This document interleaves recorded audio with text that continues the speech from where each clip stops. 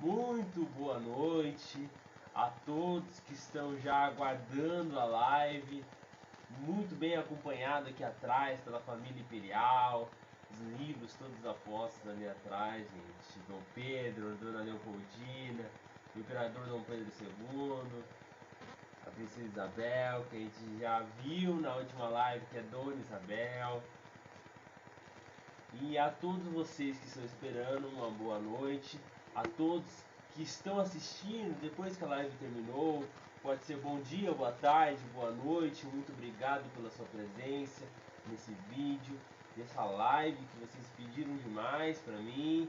Gente, eu demorei um pouquinho porque o meu fone de ouvido ele queimou. Tava fazendo alguns testes, então vocês vão conversando comigo se o som tá bom, se tá dando interferência, que a gente vai arrumando durante a live aqui. Imprevistos acontecem, né, gente? Vocês que estavam esperando aí, apesar aqui dessa surpresa aqui, da falta de fone aqui, vamos indo com essa live aqui e vai ser muito legal. Eu fiz um estudo bem profundo sobre o Borba Gato e se vocês tiverem alguma dúvida a gente vai conversando.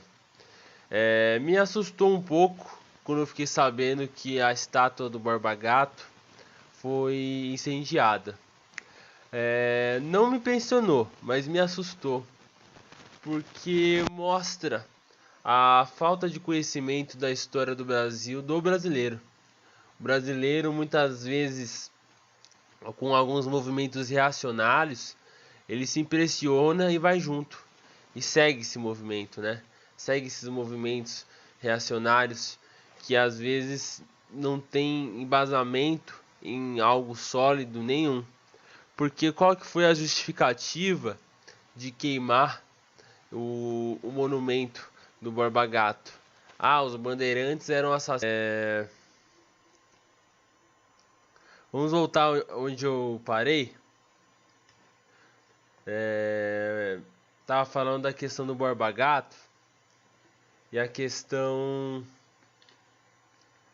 da estátua dele, né, que eu falei pra vocês, que eu não me assustei, mas não, na verdade eu me assustei, mas não me impressionei.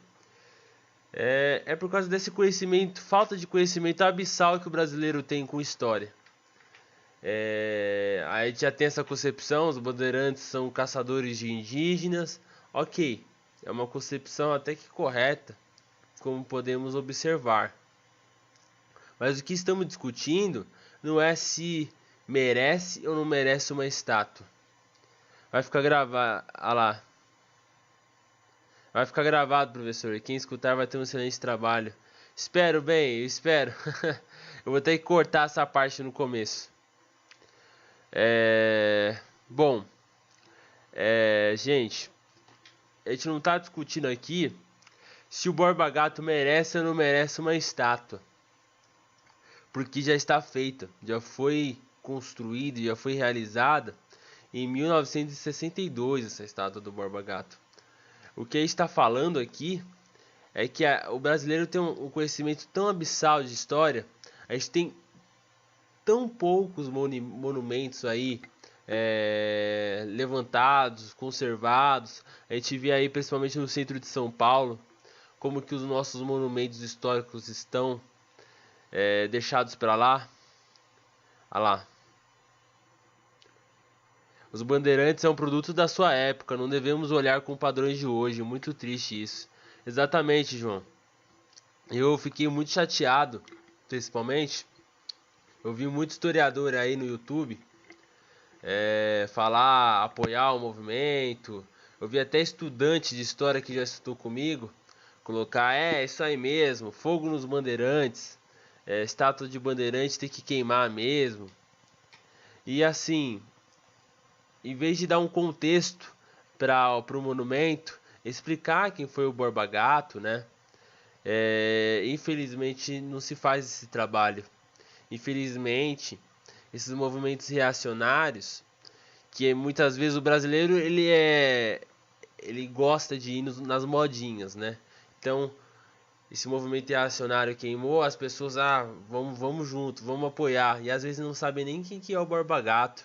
Eu vi diversas pessoas me questionando quem que é o Borba Gato.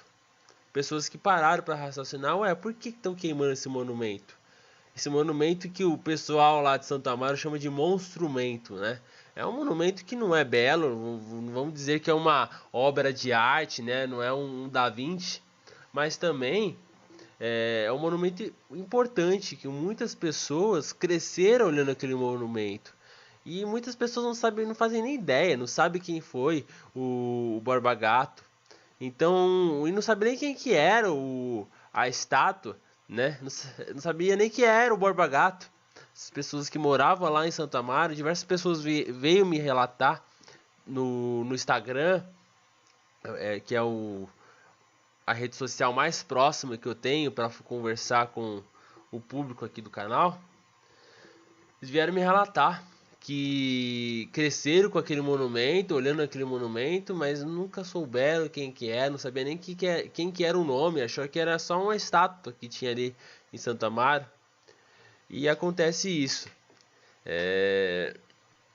que a pessoa que queimou, que iniciou esse movimento, já falou assim: começou com o Borba Gato e irá terminar na Princesa Isabel. Então, a gente vê que o brasileiro não tem conhecimento nenhum de história do Brasil. É triste isso.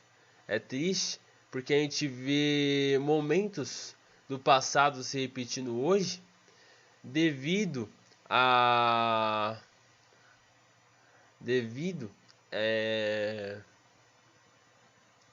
essa falta de conhecimento. Olha o que o João escreveu. Poucos sabem, mas Santo Amaro foi feito município, foi vila e município até 1932. O aeroporto de São Paulo seria lá. Enfim, vamos lutar por aquilo que não temos conhecimento de causa. Isso que eles pensam. Infelizmente, João, infelizmente, a nossa luta é grande. Para aqueles que querem passar a verdade, para aqueles que querem passar a história do jeito que realmente foi, sem partido, sem ser partidário, mas sim como realmente foi, é difícil. As pessoas não escutam, as pessoas querem ouvir aquilo que querem, né? Aquilo que amaciam sua opinião, infelizmente. Bom, gente, falei demais aqui. Vamos iniciar a falar desse quem que é esse Borba Gato. O pessoal falando, foi caçador de indígena, foi um cara horrível que aniquilou os indígenas do Brasil. E mal sabem eles que ele não era caçador de indígena. Ele não era um bandeirante por excelência, que nem foi Domingos Jorge Velho, que nem foi Fernão Dias, que nem foi Raposo Tavares. Diferentemente desses outros nomes que eu disse para vocês, o Borba Gato ele nasceu em 1649 em São Paulo. Ele era paulista, ele era filho do João Borba Gato e da Sebastiana Rodrigues. Ele cresceu e casou com Maria Leite. Ela era filha do bandeirante Fernão Dias. Assim, aquele bandeirante que fez expedições à procura de esmeraldas e no final morreu com malária, achando que em suas mãos tinham esmeraldas, mas eram turmalinas, que valiam muito menos que esmeraldas. Foi descoberto depois da sua morte. E o Fernão Dias sim foi caçador de indígena, quando ele era jovem. E depois ele inicia essa expedição à procura de esmeraldas. Em 1681, o Dom Pedro II, lá de Portugal, ele manda uma carta para os governadores gerais aqui de São Paulo para procurar ouro, de São Paulo, do Brasil, né, das capitanias do Brasil. Então São Paulo, Minas Gerais, né? Ele manda uma carta para iniciar uma procura de ouro, porque deveria se iniciar essa exploração do ouro para pagar dívidas lá de Portugal. Bom, Em 1674, 7 anos antes dessa carta, o Fernão Dias já havia iniciado essas expedições para a procura de esmeraldas, para a procura de minas de esmeraldas. E o Borba Gato, como genro dele, acompanha ele nessa expedição. Então ele comete diversas atrocidades na expedição, inclusive o Fernão Dias ele mata o filho dele devido a essa ganância, ele se perde na ganância pelas esmeraldas, ele mata um filho bastardo que ele tinha. E o Borba Gato continua nessas expedições. Após a morte do Fernão Dias, o Borba Gato ele assume toda aquela bandeira do Fernão Dias, toda aquela expedição do Fernão Dias à procura de esmeraldas e ouro. E em 1682, nessa procura louca aí por esmeraldas e ouro,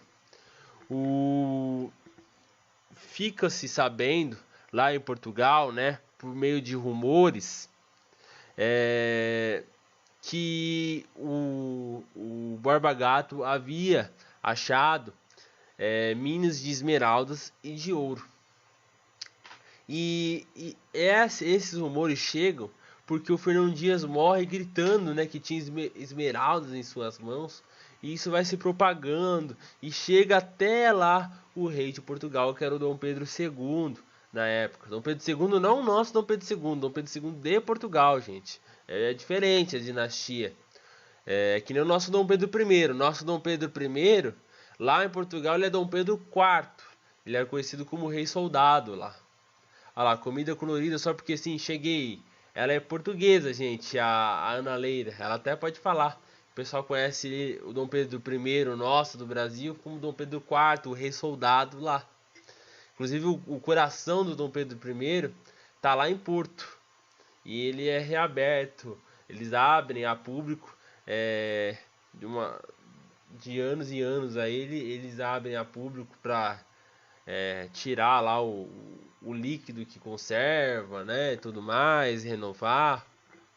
E falam que ele cresce alguns milímetros toda vez que eles tiram. E o coração continua crescendo, uma curiosidade aí. Bom, e quem chega em 1682, olha lá, a nossa história sempre se cruzou. Sim, não tem como não se cruzar, né? O Brasil foi colônia de Portugal durante diversos anos, né? Praticamente 312 anos da nossa história. A gente foi colônia de Portugal. Depois com a família real vindo para o Brasil, Dom João VI, né? A gente se torna Reino Unido de Portugal, Brasil e Algarves. Depois tem a independência com o Dom Pedro I, com a Dona Leopoldina ali atrás, com o José Bonifácio. Inclusive, gente, eu tenho que fazer uma live do José Bonifácio, né? Eu tenho que fazer uma live do Patriarca da Independência, que é interessante a história dele, que poucos conhecem a história do Patriarca da Independência. Se eu perguntar para 15 pessoas quem é José Bonifácio, no máximo vão falar que ele é o Patriarca da Independência. No máximo. Mas infelizmente não conhece a história dele. De uma pessoa impressionante, um homem intelectual, um homem à frente da sua época, que fez muito por Portugal também. José Bonifácio, na Universidade aí de Coimbra. E eu devo uma live do José Bonifácio, isso aí é verdade, eu tenho que anotar aqui. Eu também estava falando, gente, no começo da live, que eu estou negociando uma outra live aqui com uma historiadora muito conceituada também, para falar sobre os filhos da Princesa Isabel. Eu já tenho uma data, eu só estou esperando uma confirmação só, gente. Mas logo vocês saberão o nome dela. Mas é uma historiadora muito conceituada no ramo da história, da história, né, gente? E vai ser bem legal essa live. Já tem uma data, mas isso eu vou revelar só quando tiver uma confirmação. Já tá confirmado, né, gente? Mas quando eu estiver mais perto, aí eu falo pra vocês quem é essa live. Olha lá, a universidade mais antiga de Portugal. Exatamente, Ana. Bom, em 1682, na cidade de Pedro Leopoldo, em Minas Gerais, chega um, como posso dizer, não é bem um cobrador de impostos. Ele chega ali no município de Arraial do Sumidouro, e lá chega o Rodrigo Castelo Branco. Esse Rodrigo Castelo Branco, ele foi nomeado superintendente geral das Minas. Ele era representante da coroa portuguesa, apesar de ele ser espanhol, porque naquela época estava tendo uma união ibérica entre Portugal e Espanha, né? Era uma união entre essas duas nações, Portugal e Espanha. Tinha toda aquela união de dinastias, né, na época. Então veio o Rodrigo Castelo Branco aqui para supervisionar as explorações das minas de ouro e esmeraldas. Nem haviam ainda essas minas de exploração de ouros e esmeraldas. Eles estavam à procura ainda, né? Porque depois eles descobrem que o Borba Gato descobre que aquilo que estava na mão do sogro dele eram turmalinas, não eram esmeraldas nenhuma. Só que aí já haviam já até pessoas afim. A coroa já estava querendo explorar essas minas que não estavam inexploradas nem por ele, o Borba Gato. Olha lá, a comida colorida já ficou curiosa. A Ana já está curiosa para saber quem que é a pessoa da live. Eu vou deixar vocês curiosos, gente. Vou deixar vocês bem curiosos. Logo logo eu faço o anúncio. Inclusive eu também tenho live, gente, com o João. Finalzinho do mês aí, a gente está ainda terminando de tirar do papel. A gente já tem o tema fixo já, a gente logo vai começar a iniciar lá a nossa live, a gente vai fazer conversas. Além do João, já marquei uma outra live e eu tô conversando com outros historiadores. Vamos ver, gente, vamos ver. Tô aqui à procura de trazer um pouquinho mais de curiosidade para vocês. Eu tô trazendo mais lives para vocês também, porque eu vi que vocês gostaram, gente. Eu vi que tá dando uma resposta bem legal do que os vídeos. Eu faço os vídeos, o pessoal assiste e tal, mas as lives eu acho que pelo fato de eu estar mais próximo de vocês, comunicando com vocês, vocês gostam mais. Eu acredito que seja isso. Ah lá. Só sei que é uma autora ilustre. Ih, falei. A dona Tanica já revelou aí pra vocês. Boa. Olha lá, vai ser uma série sobre temática legal. O presente e presente na nossa sociedade atual. O João já tá falando já. Vai ser bem legal, gente. É bem presente. É algo que tá presente no cotidiano brasileiro. O tema da nossa live. O povo, quando a gente anunciar a live, eu tenho certeza. O que isso tem a ver com história? O canal tá perdendo foco. O historiador João Correia tá perdendo o foco do canal. Mas eu tenho certeza que vocês vão adorar quando vocês verem que a história está muito além dos livros educacionais que a gente costuma pegar para estudar, e tem uma abrangência muito maior, até em coisas que não imaginamos. Então vai ser bem legal. A gente vai fazer uma conexão. A gente já está com o livro que a gente vai fazer. E estamos se preparando, se conversando. É só uma questão de agenda mesmo para a gente já começar a anunciar. Porque depois que a gente anunciar vai ser uma live sobre esse assunto a cada 15 dias, gente. A gente vai sempre se preparar para trazer uma live. Então vai ser uma série, né, de lives. Uma hora lá no canal do João, uma hora no meu canal. E ambos vamos diversificando aí. Eu tenho também, já fui convidado pela live também, gente. Logo logo eu revelo para vocês aí sobre o que. Estamos ainda combinando dias, horários e tudo mais, tema também, mas já me convidaram para live. A rotina do historiador aqui tá crescendo, né, gente? O canal nosso tá crescendo cada vez mais, graças a Deus, né? E a gente tá falando um pouquinho mais sobre a história do Brasil. Isso é importante, gente. Isso é importante demais. Quando eu comecei o canal, tô desviando um pouquinho do assunto do Borba Gato, mas eu já volto, gente. Eu tô... no começo do canal, eu tinha uma proposta de falar sobre tudo. Falar sobre história geral, né? Principalmente porque eu gosto de estudar todo tipo de história, não só focar de um. Mas como eu disse pra vocês, depois da pandemia, que eu tive aquele contato com a história do Brasil, que eu fiquei doente e tudo mais, eu tive um relance assim, eu percebi que a nossa história tá abandonada, tá muito abandonada.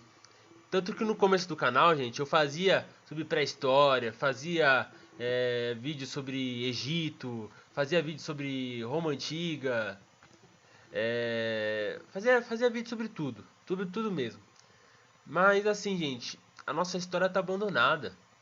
E ninguém tá fazendo nada pra isso. Ninguém tá fazendo nada pra mudar isso. E tem poucas pessoas realmente focadas em mudar isso. Então a gente tem que se focar para tentar mudar os ramos que estamos tomando. Porque o brasileiro não pode ser considerado cidadão brasileiro se não conhece a sua história. Qual que é o princípio da cidadania? Você conhecer a sua história, conhecer a geografia do seu país. O brasileiro não conhece a geografia do seu país. O brasileiro não conhece a geografia nem do seu estado. Não conhece. Então, como a gente pode cobrar de político, chegar na política, se a nossa parte, que é o mínimo da cidadania, que é conhecer os nossos direitos, conhecer a nossa civilização, o nosso país, né? E lá, tem até a série da mitologia grega que eu fiz também aqui, gente, que tem direito a ter teatrinho meu. Todo episódio eu fiz um teatrinho de comédia, né? O pessoal assistir. A dona Tanica aqui bem lembrou aqui a mim aqui que fiz uns teatrinhos. O pessoal gostou da série da mitologia grega, deu bastante risada.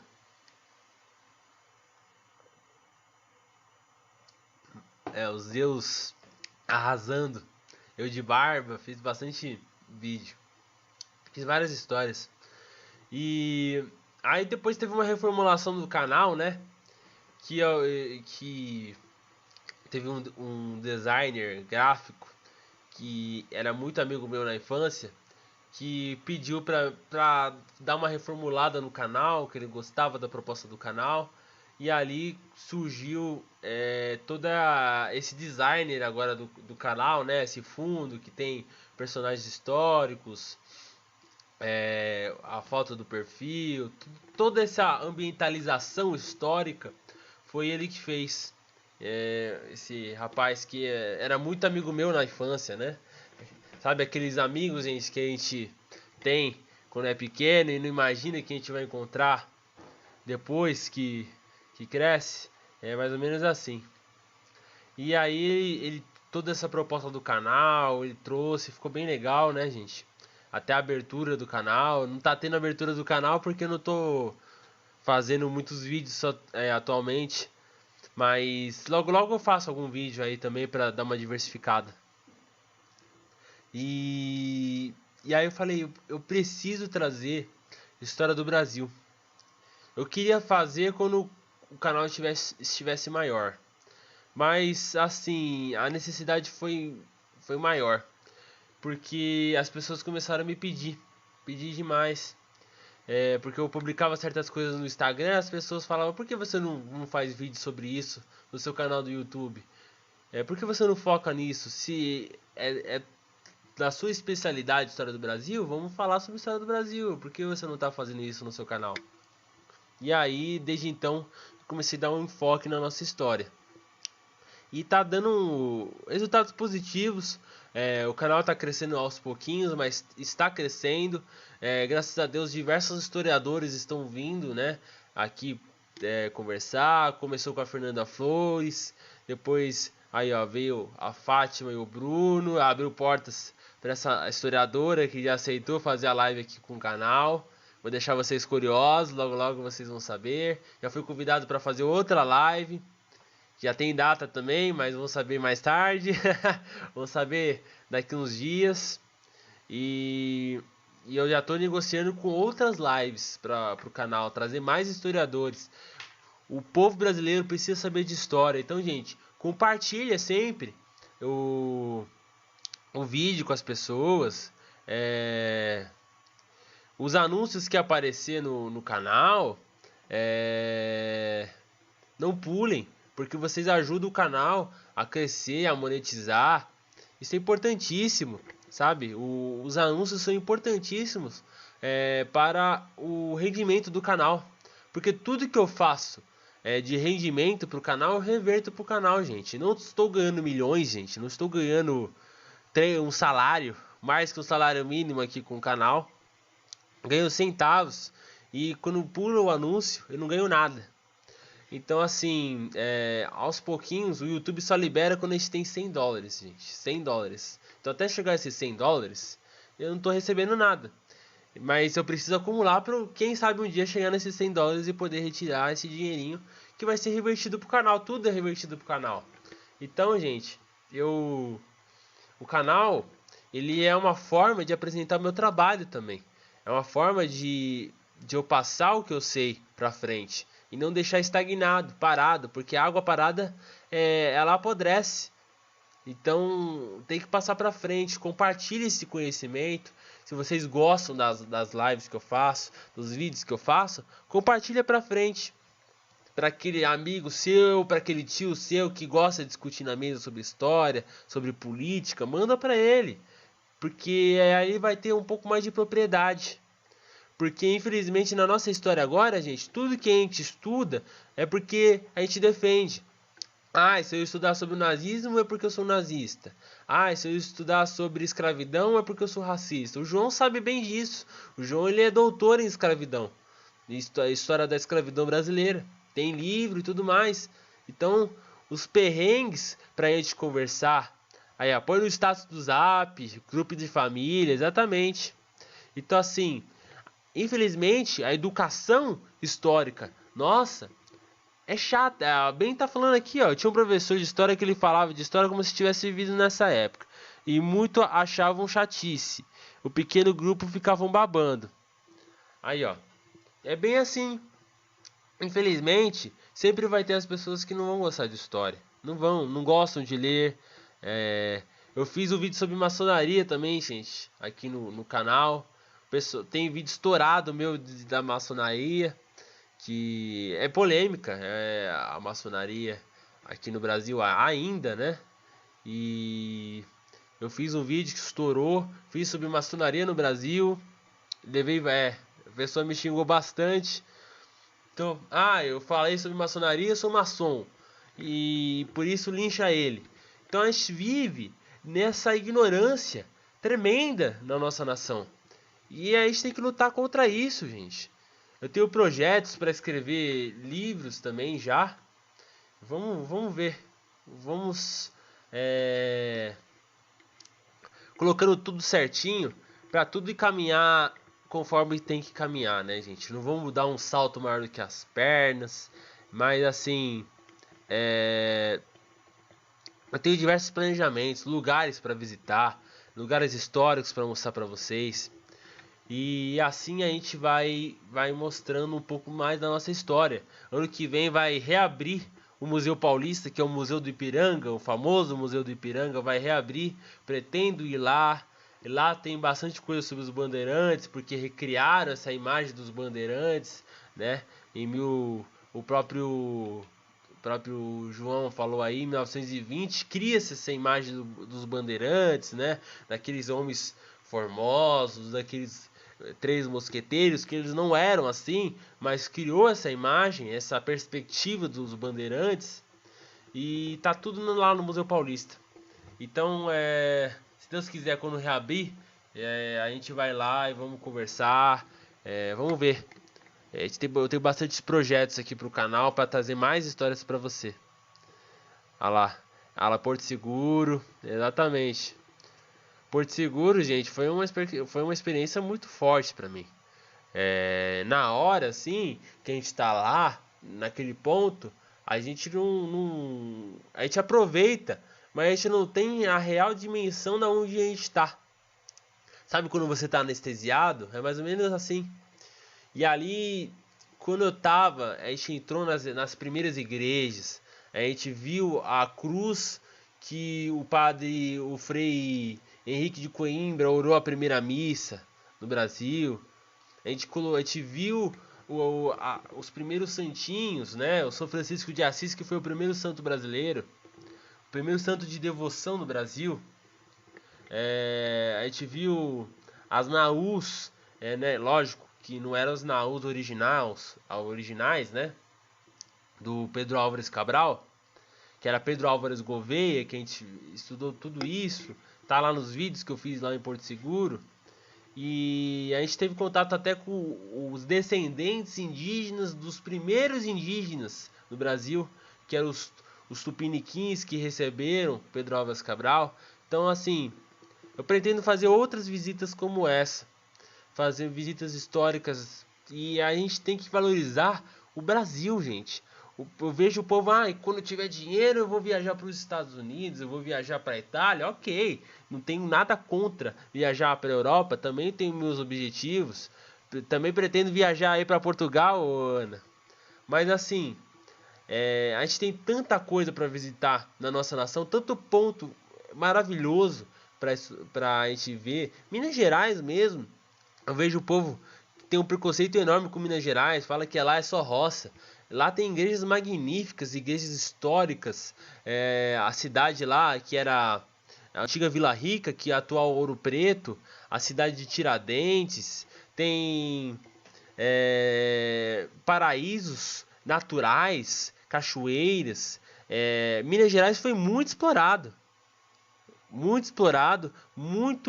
foi muito roubado, vamos falar assim, né? Foi tirado tudo praticamente lá de Minas Gerais, tudo que eles poderiam explorar, exploraram. E só que assim, quando você vai entrar numa cachoeira em Minas Gerais, você olha para baixo, tem cristais maravilhosos. No fundo, tem maravilhas da natureza que a gente não faz ideia. Então assim, eu até esqueci de falar também da live, né? Também tem o projeto da live com o João. Então tem diversos projetos de história. O João também tá com diversos projetos bacanas no canal dele. Tá na luta aí, que ele tá pra nascer a menininha dele, né, João? Logo logo aí vem a futura herdeira aí da família Correia.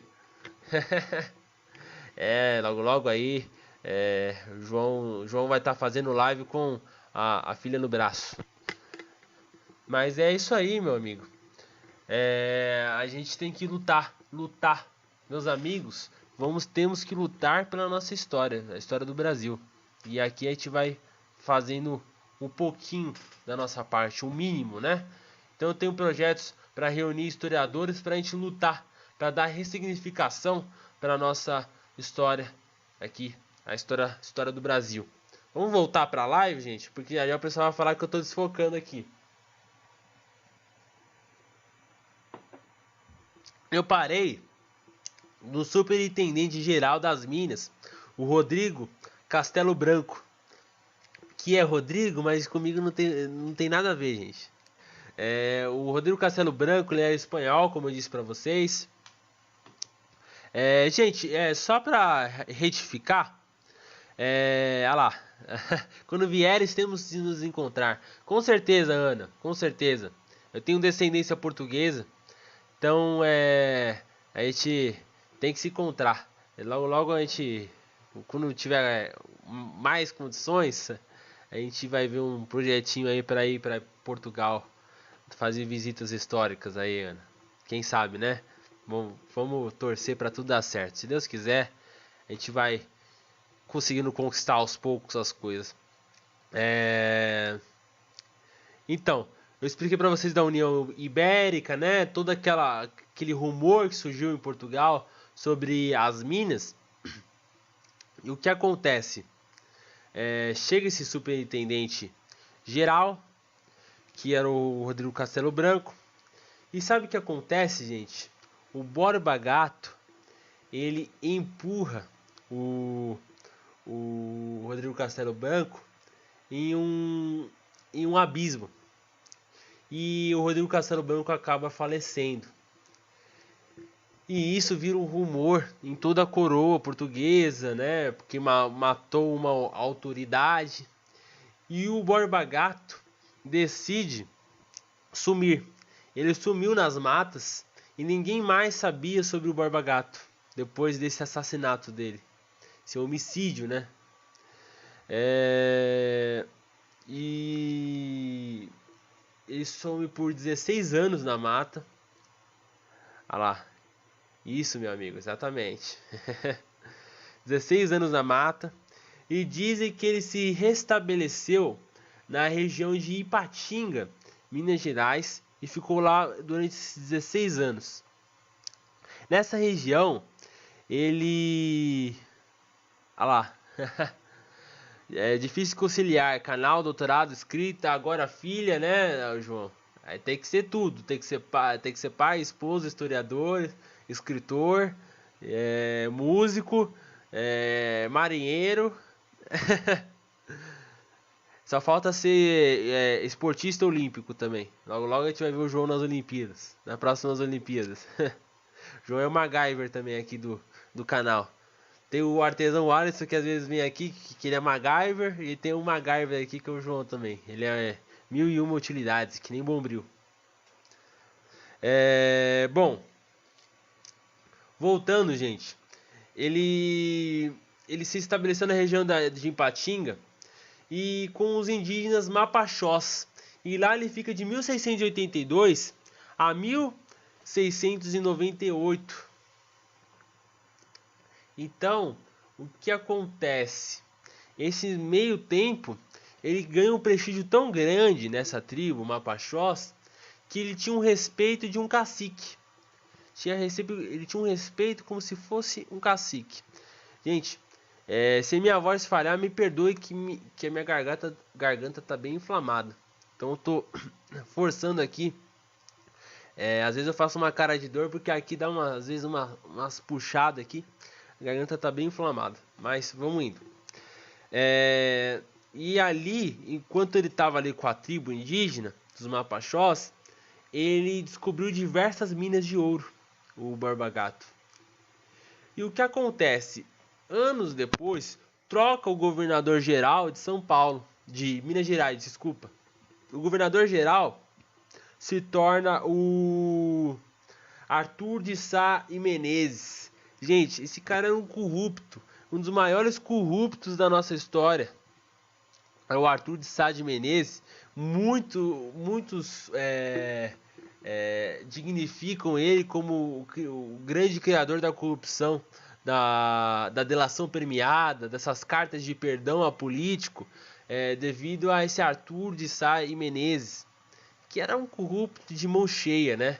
Também tem o Mendes Sá, que o pessoal fala que atribui a um certo político, eu não vou falar o nome porque está em live, pode até acontecer que caia, a seguinte frase: roubo mais fácil.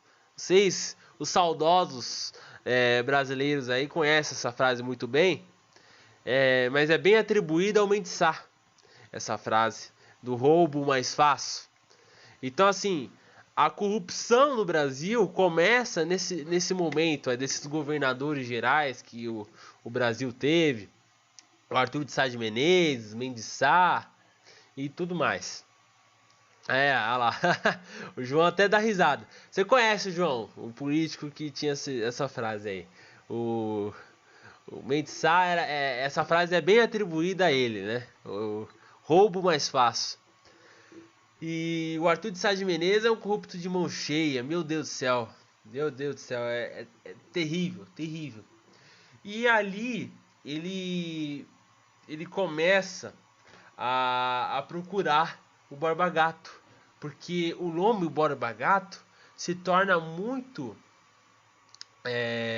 comum lá em Portugal, Tipo, o que aconteceu com aquele homem, com aquele bandeirante, com aquele herói, o pessoal fala, que o Portugal colocava, né? Os heróis nacionais, né? O que aconteceu com aquele herói que virou criminoso? Que cometeu um homicídio com um membro da coroa, né? Um representante da coroa portuguesa no Brasil. E o Arthur de Sá de Menezes descobre aonde o Borba Gato estava, descobre que ele estava lá entre os Mapachós, e entre lá em Patinga. Tem até uma frase aqui, gente, que eu vou até ler aqui para vocês aqui no livro, que quer ver, eu tenho aqui comigo uma parte e um relato feito pelo Bento Furtado sobre o Borba Gato. Ele fala desse retiro que o Borba Gato teve durante esse sumiço dele, né, esses 16 anos. Ele fala assim: retirou-se para o coração do misterioso reino dos Mapachós, e lá, por cerca de 16 anos, viveu barbaramente, sem concurso de sacramento algum, nem comunicação com mais criaturas deste mundo. Apenas tinha comunicação com o grupo indígena, que domesticou a sua obediência, vivendo entre eles, respeitado como um cacique indígena. Então, e ele coloca novamente, ele fala novamente, ele coloca duas vezes, o Bento Furtado coloca duas vezes isso. Ele, além de participar do grupo indígena, ele domesticou eles, a sua obediência, vivendo entre eles respeitado como um cacique. Então ele se tornou praticamente um Mapachó. Eram nativos, hoje conhecidos como Botocudos. Essa tribo ficava nas cercanias do Rio Doce, gente. Então ali ele estava na região de Ipatinga, junto com esses indígenas. Então o que acontece? Ele depois lá que ele descobre lá a fundação, Arraial da Barra das Velhas, as margens do Rio São Francisco, ele descobre o ouro e tudo mais. Em 1697, o Arthur de Sá de Menezes, ele descobre a localização do Borba Gato, e ali ele meio que faz um negócio do jeitinho brasileiro, vamos dizer assim. Porque o que acontece? Como que ele achou o Borba Gato? O Borba Gato resolveu retornar a São Paulo, porque ele cometeu o homicídio em São Paulo. Ele estava em Minas Gerais lá, e do nada ele, vamos voltar a São Paulo. E lá ele é descoberto. E aí começam esses negócios esses negócios, né, corruptos, nojentos. Ele meio que se propõe a mostrar aonde estavam as minas de ouro para o Arthur de Sá de Menezes, e ele meio que faz uma carta de perdão para o Borba Gato, ali tirando dele, né, esse crime das costas. Ele foi inocentado, gente. Foi inocentado. Ele não decidiu apenas perdoá-lo no dia 6 de março de 1700, mas o promoveu guarda-mor da região das Minas. Ele deu o posto de superintendente geral das Minas, que era o antigo posto do Rodrigo Castelo Branco, o rapaz que ele matou, para o Borba Gato. Então, olha só a contradição, né? E ele também se tornou tenente-geral, né? Ele é tipo guarda-mor, ele era o tenente-geral dos sertões.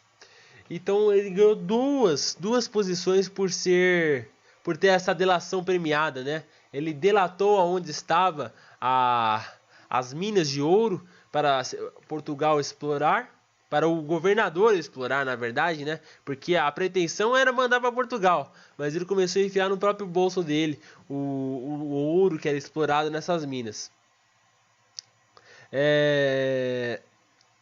E sabe como ele justificou o perdão e as promoções? Ele colocou assim, veja só, gente, ele colocou assim, que o Borba Gato não foi ele que empurrou. Ele justificou as promoções e o perdão pelo fato de ele colocou assim: Rodrigo Castelo Branco sucumbiu em uma emboscada, recebendo 3 tiros disparados por um desconhecido, e Borba Gato, que estava entre essa relação, foi o culpado de tudo. Por isso merece perdão e promoção pelas injustiças que viveram e pelas barbáries que teve que viver com os selvagens devido a tudo isso. Isso aqui tá em um documento chamado Encontro entre Borba Gato e Arthur de Sá. Então, gente, vê só como que é a nossa história, né? E junto a isso, alguns historiadores começam a fazer essa imagem intérpreta do Borba Gato.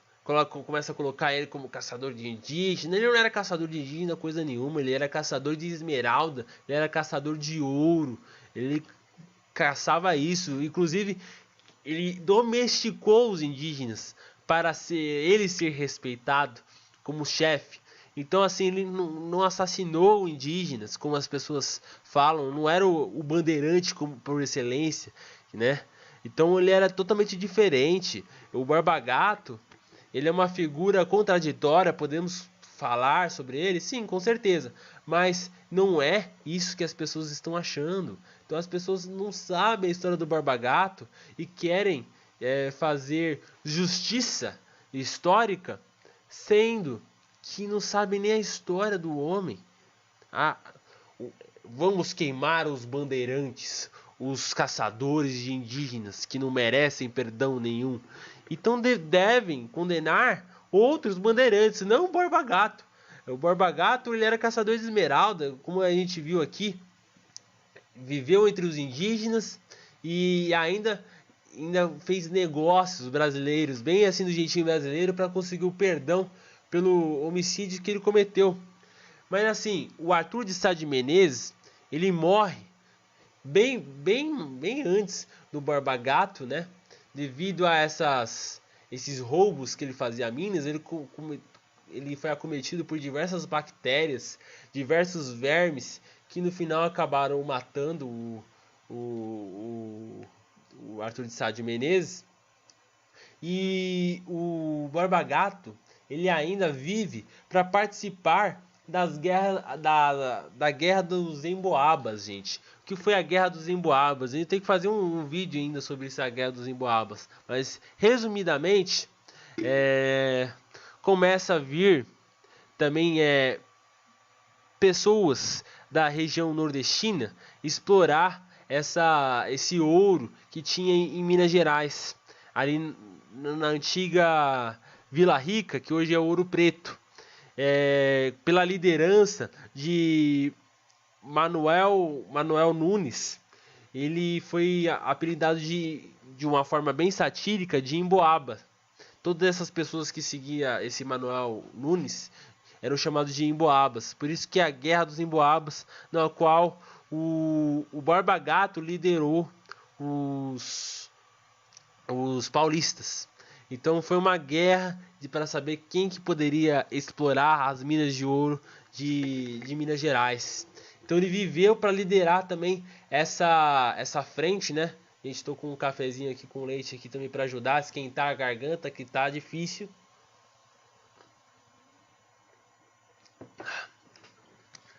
Café com leite, bem paulista, gente, bem paulista, assim, bem ambientalizado, né? Estamos falando de bandeirantes, né? Paulistas e tudo mais. O famoso pingado aqui no Brasil, que é o cafezinho com leite. Bem paulista, gente. Eu bem paulista, estou aqui tomando meu cafezinho com leite. Esquentando também, que aqui tá um frio demais, gente. Então, em 1718, gente, o Borba Gato ele morre em Sabará, Minas Gerais. Ele que viveu anos e anos, muito rico com essas minas de ouro, continuou explorando essas minas de ouro, conseguiu tendo êxito no quesito de dinheiro, né? E anos depois, tem em 1920 essa construção dos bandeirantes no país, né? Depois a gente tem o quacentenário do nascimento de São Paulo e tudo mais. E tem toda essa questão do bandeirantismo no país, toda essa questão histórica das elites, né, do Brasil ali, construindo essa imagem do bandeirante, essa imagem dos três mosqueteiros, em cima do Museu Paulista, Museu do Ipiranga. E só que assim, essa estátua do Borba Gato, ela só vai ser construída realmente em 1962 pelo escultor Júlio Guerra, que decide fazer uma estátua do Borba Gato em Santa Amaro, porque foi a região onde o Borba Gato nasceu. Então, gente, eu acho um pouco cômico, apesar de ser trágico, que tentaram atacar fogo em cima da estátua, achando que a estátua ia cair, né? Ia queimar, derrubar. E muita gente assim, isso mesmo, queimou, incendeia, vire cinzas esse bandeirantes. E mal sabe, para você ver a ignorância tamanha desses reacionários, né? Mal sabem que por dentro dessa estátua foi construído com trilhos de trem por dentro, e por fora ele é feito de concreto armado. Então, gente, a estrutura dele pode atacar 15 mil pneus e tacar fogo, não vai queimar, gente. É só você tacar uma bomba, né, gente? Tacar uma granada em cima da estátua, né? Que eu espero que não façam isso, né? É o que faltava, né? Mas tacaram fogo numa ignorância tamanha, não sabiam a história e não sabiam nem de que material era feito aquela estátua. Infelizmente, é esse o país que estamos vivendo. Temos que lutar mais para chegar a história para mais gente e as pessoas estudarem mais, gente. Infelizmente, isso me deixa muito triste, porque quando a gente vai trabalhar com a história do Brasil, é tão difícil para o historiador, gente. O historiador que quer trabalhar de verdade, um trabalho sério, é tão difícil. Tem tão poucas fontes, tem fontes faltando porque ou foi queimada, ou foi mal conservada. Aqui, por exemplo, a gente tinha um Museu Nacional, que aí tem previsão para reabrir o Museu Nacional em 2026, gente. Olha só, gente. Olha só. A gente vê outros países, desastres, que são reconstruídos em menos de uma semana. A gente vai demorar pelo menos mais 5 anos. Isso se não prolongar para frente, não tem interesse, né, falar da história do Brasil. A gente tem aí o Museu Mariano Procópio fechado, um dos maiores museus sobre história do Brasil Imperial fechado, e ninguém faz nada. O Museu Nacional foi queimado e estão nem ligando. Deixa lá, tá queimado, vamos aos poucos construindo aí, um dia abre. Querem mudar a cor, querem colocar como se fosse uma casa branca o Museu Nacional e ninguém fala nada. É triste isso, gente. Aqui o nosso centro de São Paulo é totalmente desvalido, é totalmente podre. É o nosso centro histórico de São Paulo. Não dá para ficar ali porque você pode ser assaltado, sequestrado, até outras coisas, gente.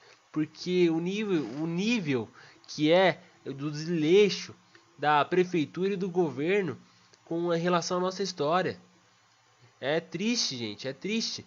Eu gostaria muito de fazer um vídeo ali no centro de São Paulo, que é maravilhosa a história. Eu já fiz uma live sobre os nascimentos de São Paulo, mas não tenho condições, gente, não tenho condições de levar para fazer uma gravação e pôr em risco pôr em risco o celular que está na mão e pôr em risco minha esposa, pôr em risco quem quer que seja que estivesse ali comigo. Então assim, não pode ficar muito tempo parado, não pode ficar gravar, tirar foto. Então imagina, né? É muito triste o centro de São Paulo, tem muitos dependentes químicos lá, é complicado, é triste, é triste. Tem ali os restos mortais do Anchieta na catedral, tem o pátio do colégio, que é onde começou tudo, José de Anchieta, Manuel da Nóbrega, totalmente deixado a lado. E você não pode ir à noite ali. E à noite você é capaz de você morrer, infelizmente. Infelizmente, gente. E depois dessa pandemia, que ainda se tornou ainda uma zumbilândia ali. É complicado. Então a nossa história tá dessa forma. E o pouco que a gente tem, o povo quer queimar. É triste. Pode ser que venha a gente criticar, falando assim, mas esse tipo de história não queremos. A história não se escolhe, gente. A história já aconteceu. A história já é documentada. Não é apagando que a gente vai fazer uma redenção histórica, redimir historiograficamente. Não vai, já foi, já aconteceu. Não tem como apagar a escravidão, não tem como apagar o nazismo, não tem como apagar nada disso. Não tem como apagar. Isso, a história serve não pra gente contar conto de fada, Cinderela, contar histórias para as filhas, né? Porque as filhas só servem para casar, né? Você vai encontrar um príncipe encantado. E aí a menina cresce achando que vai crescer com um príncipe encantado. E aí percebe que casa com o príncipe encantado e é um sapo, na verdade. Então, gente, é isso. O pessoal acha que história é conto de fada. E não é conto de fada. Não é conto de fada. Até as histórias da Disney que nós conhecemos, não é daquele jeito que é contado. Se você for pegar os escritos dos irmãos Grimm, que escreveram as histórias da Cinderela, da Branca de Neve, todas essas histórias que a gente conhece aí, que é feito aí nesses desenhos animados, não é dessa forma. Eram histórias trágicas. João e Maria, todas essas histórias que a gente conhece aí que foi feito o desenho, não é dessa forma também. Então, o problema é esse. Nós queremos conto de fadas. Infelizmente, somos seres imperfeitos, somos seres terríveis. Somos seres terríveis, gente. E dentro das nossas imperfeições, nós cometemos erros. E a história está aí para mostrar os erros dos nossos antepassados, para a gente não repetir novamente. Não repetir novamente. Winston Churchill, quando acabou a Segunda Guerra Mundial, ele fala que a Segunda Guerra iria se tornar uma grande mancha da história mundial, mas que ela sirva para que nunca mais aconteça um evento como aquele. E é exatamente isso. A história serve para isso, para você não repetir os erros dos seus antepassados, para você não continuar repetindo erros da sua descendência. Infelizmente, gente, essa é a realidade. A gente estuda história para não errar novamente os mesmos erros. A gente vai errar outros erros. E as pessoas lá na frente, quando estudar a história do hoje, vão aprender a não errar dessa forma. É isso e para isso que serve a história. Não estamos aqui para escolher a nossa história. Estamos aqui para aprender com a história. E assim se tornar seres humanos melhores, cidadãos brasileiros. É isso e para isso que serve a história. Vamos lutar um pouco mais pela nossa nação. Vamos lutar, gente. Vamos cultivar dentro da gente o patriotismo, aquele amor pela nossa nação. A gente tem que ter um amor pela nossa nação. Temos que lutar pela nossa nação. Não fazer guerras, matar pessoas ou cometer atrocidades. Mas ou ter aquele orgulho xenofóbico, os outros não prestam, só a minha nação que presta. Não, gente. Orgulho de ter nascido nessa nação, lutar pelos valores culturais da nossa nação, que são enormes. Não ter os outros seres humanos como seu inimigo, mas crescer, estudar a história da nossa nação é saber que somos miscigenados, somos diferentes, mas essa diferença é benemérita para a nossa nação, para o nosso crescimento. O Nordeste tem uma cultura, o Sudeste tem outra, o Sul tem outra, e todas essas culturas servem para aprendermos um com o outro, que todos somos brasileiros, mas mesmo sendo brasileiros, somos diferentes um do outro e podemos aprender um com o outro com a diversidade. Somos seres humanos, não somos isso, aquilo, não é a nossa pele, não é a nossa opção de gênero, nada que vai definir nós. Vamos ser definidos como seres humanos, e vamos crescer juntos, um pouco mais de amor, um pouco mais de história para todos aí, gente, para se tornarmos cidadãos, para se tornarmos brasileiros, porque eu tenho muita honra de ser brasileiro. E aqui, gente, eu vou finalizando um pouquinho da minha live, gente. Aqui eu falei um pouquinho do Borba Gato, me deixei minha opinião aqui agora. E espero que vocês tenham gostado. Me perdoem o começo da live, que teve aquele mini desastre. Agradeço profundamente vocês por terem assistido. E vamos aí, gente, aos poucos, crescendo cada vez mais como seres humanos.